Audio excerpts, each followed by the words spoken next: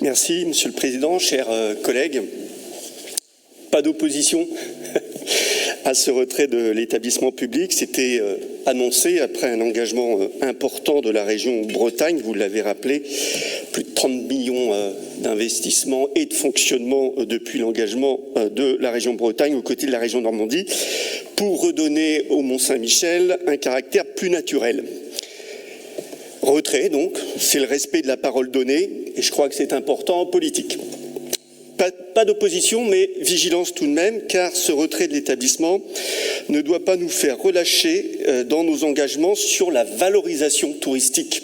Et au-delà de l'enjeu patrimonial et durable que vous avez rappelé, mais ne doit pas nous faire relâcher nos efforts sur la valorisation touristique du site, car la plupart des hébergements liés à la fréquentation du Mont-Saint-Michel sont situés sur la partie bretonne avec ses enjeux autour de la gestion des flux, mais aussi des préoccupations exprimées par certains sur la pression de nos ressources locales. Et je vous sais, Anne Gallo, très attentive à ce sujet. Mon propos sur ce bordereau vise avant tout, Monsieur le Président, à rappeler que notre région Bretagne est aussi voisine de la région Normandie. Tout le monde le sait évidemment dans cet hémicycle, mais c'est vrai que nous évoquons souvent nos relations, nos projets, nos connexions avec les pays de la Loire et principalement la Loire-Atlantique. C'est parfaitement et historiquement légitime. Pour autant, depuis que nous sommes élus, je n'ai pas souvent entendu l'évocation de dossiers communs avec la région Normandie, en dehors de cette implication forte de la région Bretagne sur le rétablissement du caractère maritime du Mont-Saint-Michel.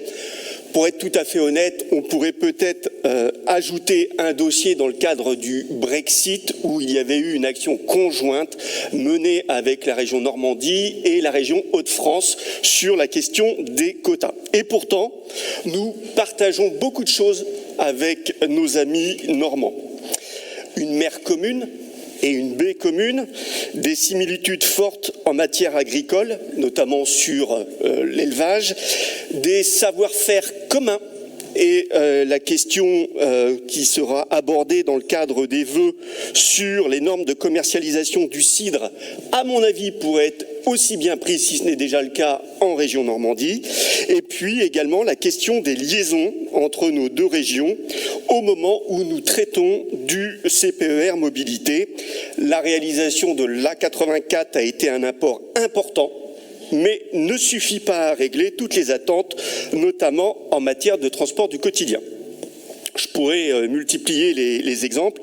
Donc mon propos vise ici simplement à me servir de ce retrait de cet EPIC pour vous inviter, puisque vous nous avez indiqué hier dans vos propos introductifs que nous devions dessiner la Bretagne de demain. Eh bien, je souhaite, dans les vœux et tous les schémas que nous votons ici même, que notre Assemblée soit peut-être un peu moins discrète sur les logiques de coopération interrégionale de proximité avec la région Normandie.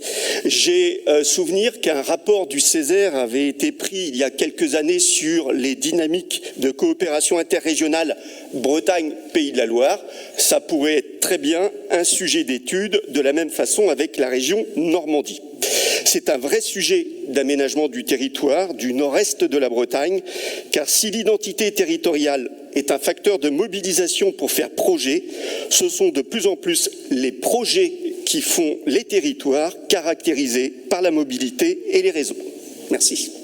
Merci à vous. Je souscris à votre invitation à renforcer les liens avec la